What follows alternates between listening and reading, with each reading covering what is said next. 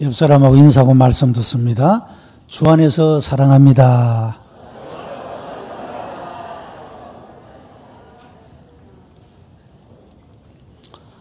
요한계시록은 예언의 책입니다. 오늘 본문에서 이 말씀을 예수 그리스도의 계시라 이렇게 선포하고 있습니다.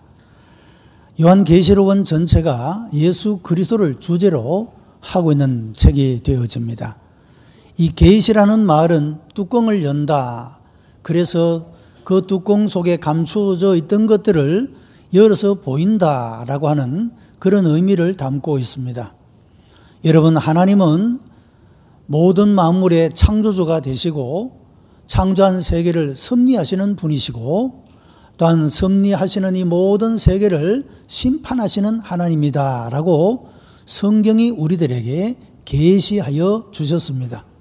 성경의 계시를 통하여 하나님이 모든 만물의 창조주가 되시는 분이시로구나. 그리고 우리의 개인의 삶을 포함하여 모든 인류 역사의 주인이 되시는 분, 그 모든 것들을 하나님의 뜻대로 섭리해 가시는 분이시로구나 하는 것을 우리가 이 성경을 통해서 알게 되는 것입니다. 뿐만 아니라 우리 개인의 삶이나 인류의 역사가 언제까지나 계속되는 것이 아니라 하나님의 심판으로 말미암아 이 모든 것들이 종말을 맞이하게 할 때가 있다는 사실도 성경의 계시를 통해서 우리가 배우게 되는 그런 진리의 말씀이라고 하는 것입니다. 요한계시록은 크게 두 가지로 예수 그리스도가 누구신지 우리들에게 보여주고 있고, 그리고 이 요한계시록을 통하여 마지막 교훈을 우리들에게 나타내 보여주고 있는 책이다, 그렇게 말할 수가 있습니다. 먼저 예수 그리스도가 어떤 분이냐에 대해서 이 성경은, 요한계시록은 각 장을 통하여 예수 그리스도의 모습을 우리들에게 나타내 보이고 있습니다. 1장에서는 살아계신 그리스도를 우리들에게 보여주고 있다는 것입니다. 요한계시록을 쓸 당시에 유대민족들은 로마에게 지배를 당하고 핍박을 받고 순교자가 속출하는 그 상황 자체가 너무도 어렵고 힘든 그런 가운데 있었습니다. 성도들이 이런 삶을 경험하면서 과연 하나님은 계시는 것인가에 대한 질문을 던지게 되고, 많은 성도들이 확신하는 믿음을 가진 사람도 있지만 또 많은 사람들은 회의 가운데 빠져서 하나님 존재에 대하여서조차도 질문을 던지게 되었다고 하는 것입니다. 이런 사람들에게 예수 그리스도는 살아계신 분이심을 1장을 통하여서 나타내 보여주고 있다는 것입니다. 17절로 18절에 나는 처음이요 나중이니 곧 산자라. 내가 전에 죽었었노라. 볼지어다 이제 세세토록 살아있어 사망과 음부의 열쇠를 가졌노니. 이 말씀을 통하여 나는 산자다, 그리고 세세토록 살아있다 라고 살아계신 예수 그리스도를 증거해 주고 있다라고 하는 것입니다. 사랑하는 성도 여러분, 우리의 삶이 아무리 답답하고 어렵고 힘들지라도 하나님은 여전히 우리와 함께 계시며 우리의 도움이 되시며 우리의 능력이 되심을 믿으시기를 바랍니다. 이런 격려와 위로와 교훈을 주기 위하여 이 계시록의 말씀 뚜껑을 열어서 예수님이 우리에게 어떤 분인가를 우리들에게 보여주고 있다는 것입니다. 두 번째는 교회의 주인이 되시는 예수 그리스도를 우리들에게 보여줍니다. 2장에서 3장까지는 당시 소아시아 교회에 있었던 7개의 교회들에 대한 말씀이 나타나고 있습니다. 이 7개의 교회는 모든 시대의 교회들을 상징하는 그런 교회들로 우리들에게 보여주고 있다는 것입니다. 에베소 교회는 처음 사랑을 잃어버린 교회, 그 시대에 있었던 것처럼 오늘날에도 교회들 가운데 처음 사랑을 잃어버린 교회가 있음을 우리들에게 보여주고 있습니다.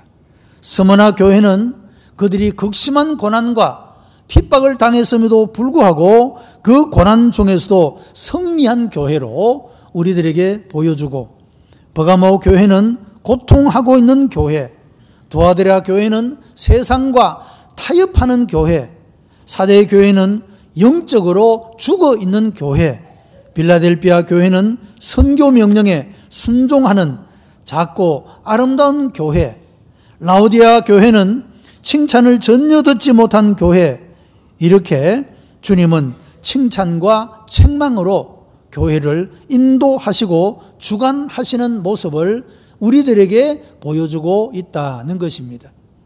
여러분, 이 교회는 모든 시대를 대표하는 그런 교회들이기 때문에 이 당시에서만 아니라 모든 시대 속에 이런 여러 종류의 교회 상들이 나타나게 되고 있다는 것입니다. 여러분, 어떤 종류의 교회이든지 간에 그 교회의 주인은 예수님이시라고 우리들에게 말씀해 주고 있습니다. 그 어떤 훌륭하고 위대한 사람도 교회의 주인이 될 수가 없습니다. 오직 예수 그리스도만이 우리 교회의 주인 되심을 우리가 고백하고 그 주님께 찬양과 경배와 영광을 올려드리는 성도들이 되시기를 바랍니다.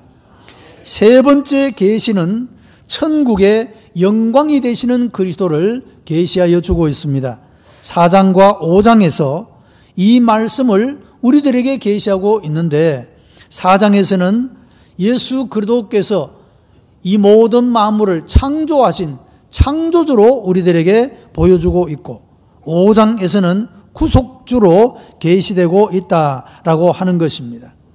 여러분, 예수 그리스도께서 모든 만물의 창조주가 되시고, 그리고 죄와 타락으로 말미암아 멸망에 이르된 모든 것들을 구속하시는 구속주로 예수께서 우리들에게 나타나고 있기 때문에 그분은 만국 백성들에게 영광과 찬송을 받으시기에 합당한 분이시다라고 선포하고 있다라고 하는 것입니다.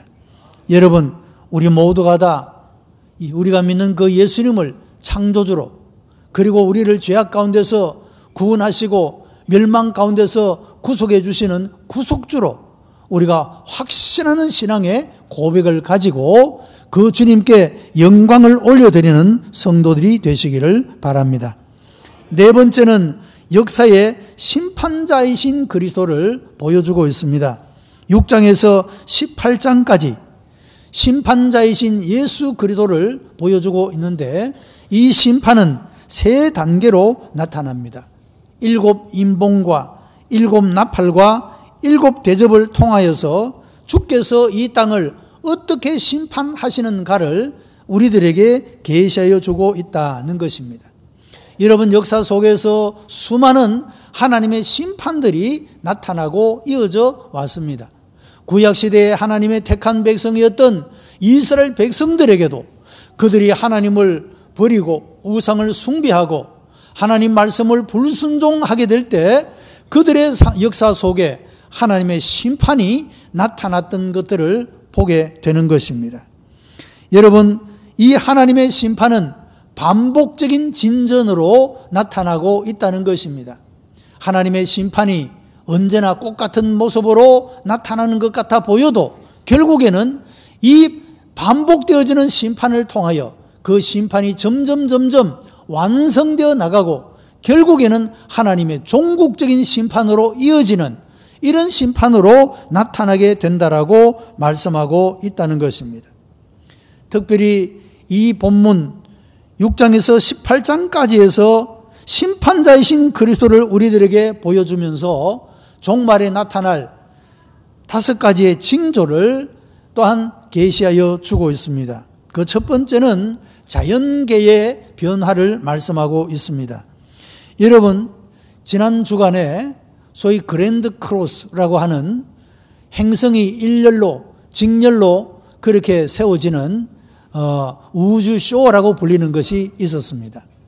지구와 달과 화성과 금성이 일렬로 그렇게 직선을 만들게 되는 그런 하나의 현상입니다.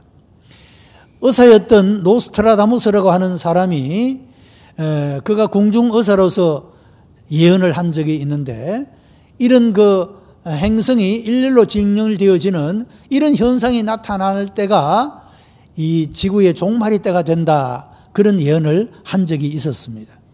자, 여러분, 많은 사람들은 하나님의 말씀을 가지고 여러 모양으로 종말에 대한 이야기를 해갑니다.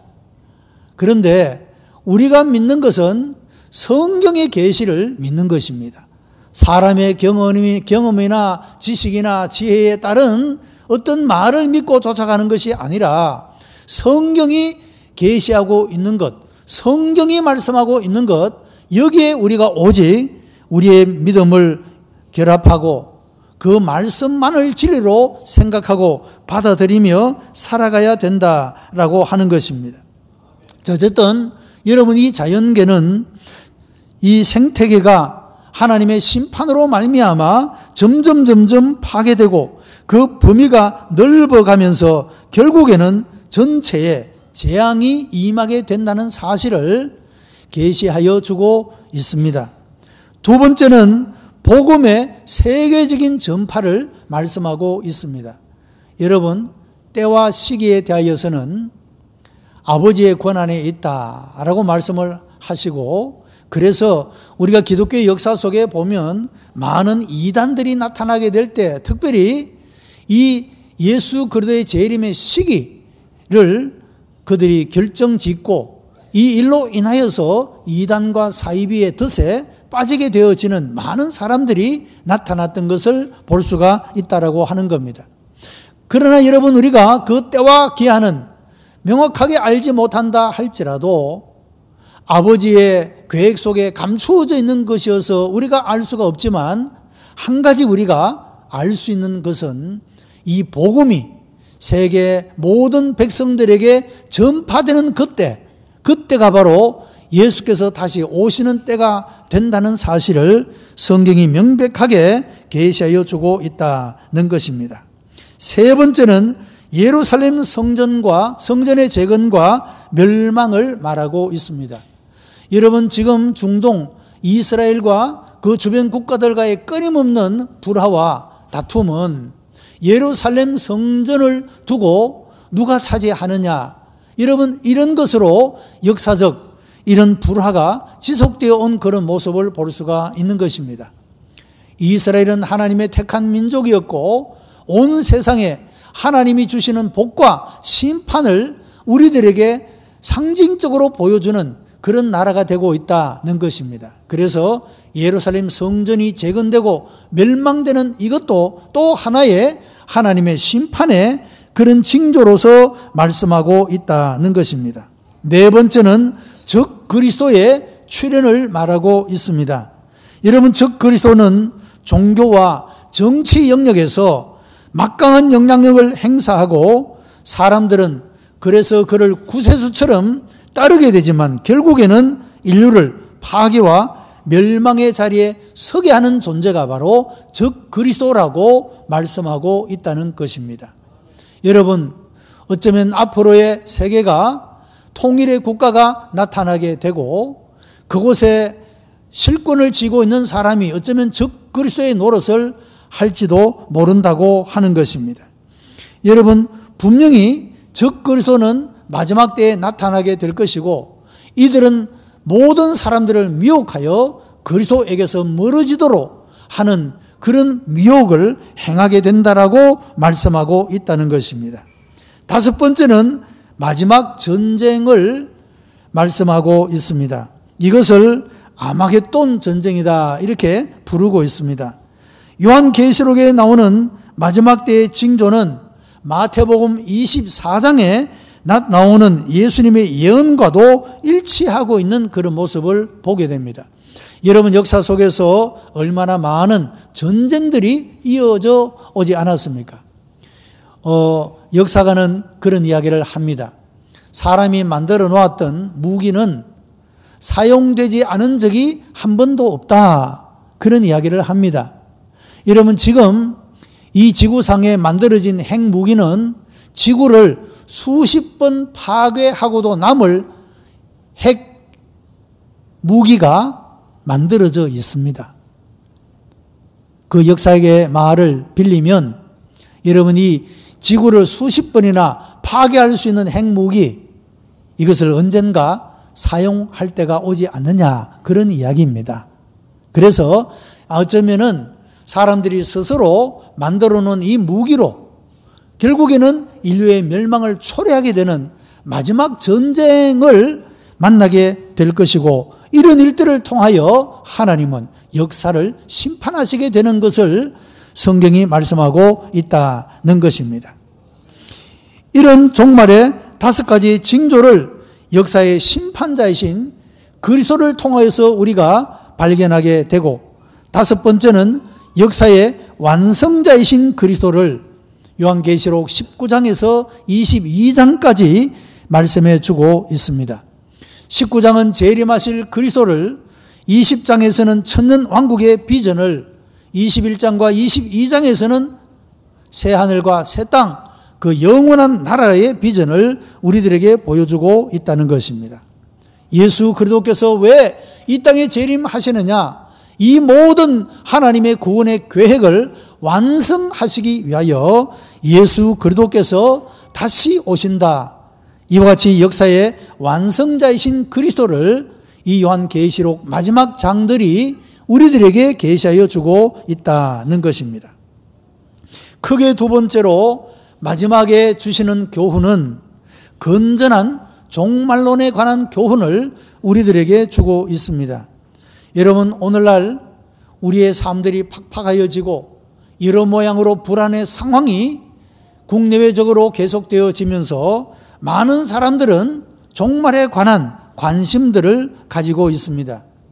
역사 속에서 상황이 불안할 때마다 나타나는 그런 유행적인 현상이기도 합니다만은, 여러분, 우리는 불건전한 종말론 때문에 종말론에 대해서 때때로 식상할 때가 있고, 이 종말은 없는 것이다, 역사는 그저 계속하여 반복될 뿐이다 라고 하는 그런 불신앙의 모습을 가질 수가 있다라고 하는 것입니다.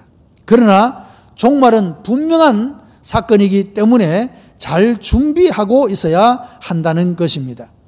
여러분, 얼마나 많은 기독교의 역사 속에서 불건전한 종말론 때문에 많은 사람들이 이단과 사이비의 덫에 빠져서 가정과 사회와 나라와 민족을 망치게 되는 그런 일들이 얼마나 많이 있어 왔는지 모릅니다. 우리는 건전한 종말론을 가지고 우리가 잘 준비하여서 살아가는 것이 이 요한계시록이 우리들에게 주고 있는 마지막 교훈이라고 하는 것입니다. 그 첫 번째 교훈은 재림의 시기보다 재림의 준비를 강조하고 있다는 것입니다. 사도행전 1장 7절에 보면 때와 기한은 아버지께서 자기의 권한에 두셨으니 라고 말씀을 합니다. 종말이 언제 나타날 것인가? 그 때와 기한은 사람이 알 수 있는 문제가 아니고 알아야 될 문제도 아니다 라고 말합니다.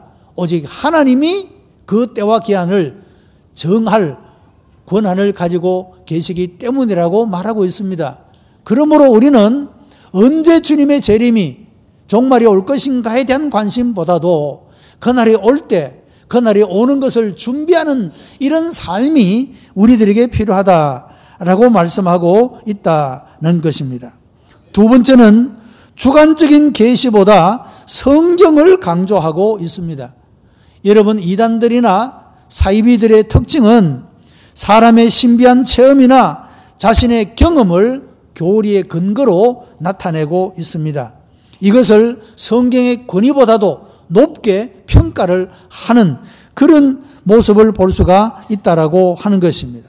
또 부분적인 문제를 제시하면서 성경이 잘못되었다고 폄훼하고 성경 전체를 부인하고 자신의 깨달음이나 경험을 강조하는 그런 모습을 볼 수가 있다라고 하는 것입니다. 여러분, 그러나 명백한 것은 성경이 가르쳐주는 건전한 종말론은 성경의 계시에 의존하고 있다는 것입니다. 우리가 아무리 신비한 어떤 것들을 우리가 경험한다 할지라도 그것이 진리가 아니라 성경이 계시하고 있는, 여러분, 이 계시가 진리임을 믿으시기를 바랍니다. 올해는 종교개혁 500주년이 되어지는 역사상으로 굉장히 깊은 의미를 가지고 있는 그런 한 해가 되어지고 있습니다. 여러분, 종교개혁의 5대 강령 중에 하나가 오직 성경입니다. 솔라 스크립추라라고 말하고 있는데, 오직 성경. 여러분, 중세시대에 성경의 권위보다도 더 높은 권위를 가지고 있었던 것이 교황의 권위였습니다. 교황의 말이 비록 인간적인 말이고 잘못되었다 할지라도 교황의 말은 성경이 말하는 것보다 더 높은 권위를 가지고 있었던 시대였습니다. 그래서 종교개혁가들은 성경으로 돌아가자, Back to the Bible 이라고 성경으로 돌아가자 하는 개혁의 운동을 일으키게 되었고, 모든 최고의 권위는 오직 성경이라고 그렇게 말했던, 강조했던 모습을 볼 수가 있다라고 하는 것입니다. 요한계시록도 사람들의 주관적인 이런 계시보다도 성경의 권위를 강조하고 있다는 것입니다. 세 번째는 자극적인 사건을 부각시키지 않고 영적인 원리를 우리들에게 강조해 주고 있습니다. 특정인 인물로 적그리스도로, 특정인 인물을 적그리스도로, 혹은 컴퓨터를 짐승의 상징적인 숫자인 666으로 이렇게 자극적인 것으로 적용하는 것은 잘못된 종말론의 특징이라고 하는 것입니다. 여러분, 건전한 종말론은 영적인 원리를 강조한다는 사실을 기억하고, 우리가 영적인 원리들을 깊이 이해하고 그 영적인 원리를, 그 원리 속에서 우리의 신앙의 삶을 세워나가는 일은 참으로 중요하다 말할 수가 있는 것입니다. 네 번째로, 종말의 준비로 신비의 체험보다도 성실한 삶을 강조하고 있다는 것입니다. 여러분, 잘못된 종말론, 이단과 사이비들의 특징 가운데 하나는 정상적인 삶을 파괴한다라고 하는 겁니다. 이단과 사이비에 빠진 많은 사람들은 개개인의 삶을 정상적으로 살아가지 않습니다. 여러분, 학생들은 자꾸 휴학을 합니다. 4년 만에 대학을 졸업해야 되는데 이 휴학을 자꾸 하다 보니 졸업을 제대로 하지를 못합니다. 건전한 직장에 다니는 분이 이상한 공부를 한다고 직장을 퇴직을 합니다. 다시 직장을 얻는 일이 힘들기도 하는 것을 볼 수가 있죠. 이렇게 해서 정상적인 삶이 파괴되게 만드는 것이 잘못된 종말론의 결과들이고, 이 일로 인하여서 많은 사람들이 그 자식이 자기 자신의 삶을 파괴시키고, 가정이 파괴되고, 사회가 혼란에 빠지게 되고, 나라가 위기 가운데 빠지게 되는, 여러분, 이런 결과들을 맺게 되는 것을 볼 수가 있다고 하는 것입니다. 그러면 성경이 가르쳐주는 건전한 종말관은 무엇이냐?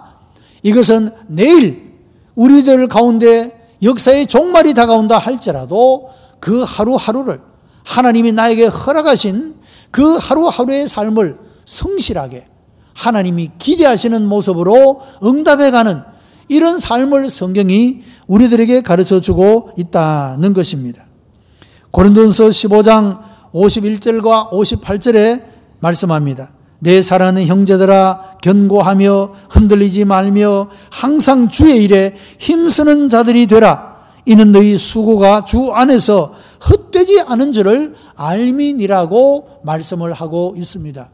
여러분, 우리는 내일 종말이 온다 할지라도 오늘 주님이 우리에게 주신, 명령하신 그 모든 것들을 성취하기 위하여 최선을 다하는, 힘쓰는 그런 자들이 되어야 한다라고 교훈을 하고 있습니다.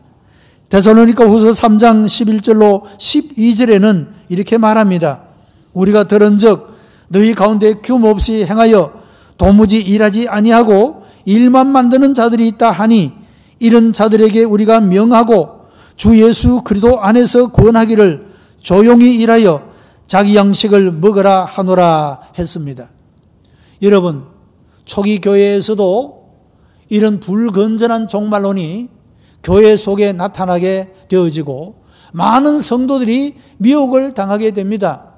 이런 이야기입니다. 내일 곧 종말이 올 것인데, 곧 주님이 재림하실 것인데 내가 일하는 것이 무슨 의미가 있느냐, 그런 이야기입니다. 그래서 사람들이 일하지 않습니다. 그래서 이 데살로니가 후서를 통하여서 교훈을 하고 있는 것이죠. 일하지 않고 일만 만드는 자들이 있다 하니 너희들은 조용히 일하여 자기 양식을 먹으라고 그날의 삶에 성실하게 충실하게 응답하는 그런 삶을 교훈하고 있다는 것입니다. 디도서 2장 13절로 14절에는 복스러운 소망과 우리의 크신 하나님 구주 예수 그리스도의 영광이 나타나심을 기다리게 하셨으니 그가 우리를 대신하여 자신을 주심은 모든 불법에서 우리를 구속하시고 우리를 깨끗하게 하사 선한 일에 열심하는 친백성이 되게 하려 하심이라고 교훈하고 있습니다. 여러분, 내일 종말이 온다 할지라도 우리는 선한 일에 열심을 내는 그런 하나님의 백성으로서 살아가야 한다라고 교훈하고 있는 것입니다. 성도가 가지는 복스러운 소망은 예수님의 영광이 나타나기를 기다리는 것입니다. 그리고 예수님을 기다리는 사람들이 살아가는 모습은 선한 일에 열심을 내며 살아가는 일이라고 하는 것입니다. 여러분, 구원받은 성도가 항상 명심하고 잊어버리지 아니하고 살아가야 될 것은 오늘 우리에게 주어진 하루하루의 삶을 최선을 다하여 진실을 다하여 성실한 마음으로 우리의 삶을 영위해 나가야 한다는 것입니다. 또 하나는 우리가 신앙의 생활이라고 하는 것이 하나님과의 관계 속에서 우리가 교회 안에서 교회 생활만을 말하는 것이 아니라 우리가 날마다 살아가는 삶의 현장, 그 모든 삶 가운데서 모든 영역에서 주 대신 주님의 주권을 인정하고 그 말씀에 복종하면서 높여드리며 살아가는, 여러분, 이런 삶을 우리가 결단코 잊지 않고 살아가야 된다라고 하는 것입니다. 오늘날 얼마나 많은 사람들이 교회 안에서는 그리스도인의 모습을 가지고 있는데 내 삶의 영역에서, 직장 속에서, 가정 속에서, 사회생활 속에서 그리스도인답지 못한 모습으로 살아가는 사람이 얼마나 많습니까? 여러분, 구원받은 우리가 명심해야 될 일은 내 모든 삶의 영역에서 예수님이 주인이시다, 이것을 선포하고 이것을 고백하고 이것을 높여드리는, 여러분, 이런 삶을 우리가 반드시 살아가야 된다라고 하는 것입니다. 이런 삶을 살아가는 사람이 예수 그리스도의 다시 오심을 준비하는 사람이고 건전한 종말관을 가지고 살아가는 사람이요, 마땅히 살아가야 할 삶을 살아가는 자의 삶의 모습이 되어진다는 것입니다. 사랑하는 성도 여러분, 요한계시록이 주는 이런 마지막 교훈을 마음에 잘 간직하고 영적으로 육적으로 혼란스러운 세상에서 믿음을 지켜 흔들리지 아니하고 건전한 종말관을 가지고 일상의 생활을 정상적으로 부지런히 열심히 영위하며 주님의 오심을 소망 가운데서 기다리며 종말을 준비하며 살아가는 그런 일이 복된 성도가 다 되시기를 주님의 이름으로 축복합니다. 기도하십시오. 은혜가 풍성한 하나님, 감사와 찬송과 영광을 주께 올려드립니다. 성경의 계시를 통하여 우리의 구속주, 창조주, 심판주 되시는 주님이 어떤 분이신가를 우리들에게 계시하여 주시니 감사하옵나이다.